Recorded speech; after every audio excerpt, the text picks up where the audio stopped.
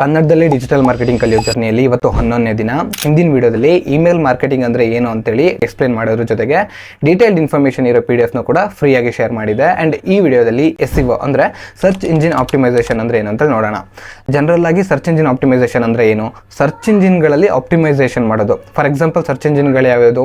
Google, being, ಯಾವ್ದಾರು ಅಂತ ತಗೊಳ್ಳಿ. ಎಕ್ಸಾಂಪಲ್ ಗೂಗಲ್ ಅಂತಲೇ ತಗೊಳ್ಳಿ.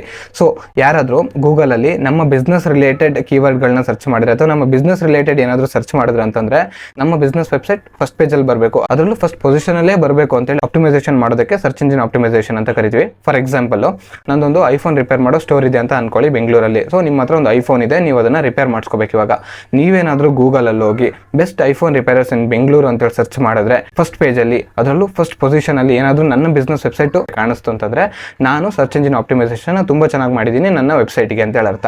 ಸೊ ಇನ್ನು ನಾವು ಡೀಟೇಲ್ ಆಗಿ ನೋಡ್ತಾ ಹೋದ್ರೆ on page SEO, of page SEO, technical SEO ಅಂತೇಳಿ ತುಂಬ ಇದೆ. ಸೊ ಅದ್ರ ಬಗ್ಗೆ ಏನಾದರೂ ಡೀಟೇಲ್ ಇನ್ಫಾರ್ಮೇಷನ್ ಬೇಕು ಅಂತಂದ್ರೆ ಈ ಪೇಜ್ನ ಫಾಲೋ ಮಾಡ್ಕೊಳ್ಳಿ ಆ್ಯಂಡ್ SEO ಅಂತೇಳಿ ಕಮೆಂಟ್ ಮಾಡಿ. ಇನ್ನು ಮುಂದಿನ ವಿಡಿಯೋದಲ್ಲಿ ಕಂಟೆಂಟ್ ಕ್ರಿಯೇಷನ್ ಅಂದರೆ ಏನು, ಕಂಟೆಂಟ್ ಕ್ರಿಯೇಷನ್ ಅಲ್ಲಿ ಯಾವುದೆಲ್ಲ ಟೈಪ್ಸ್ ಇದೆ ಆ್ಯಂಡ್ ಕಂಟೆಂಟ್ ಕ್ರಿಯೇಷನ್ ಅಲ್ಲಿ ಜಾಬ್ ಆಪರ್ಚುನಿಟೀಸ್ ಹೇಗಿದೆ ಅಂತ ನೋಡೋಣ.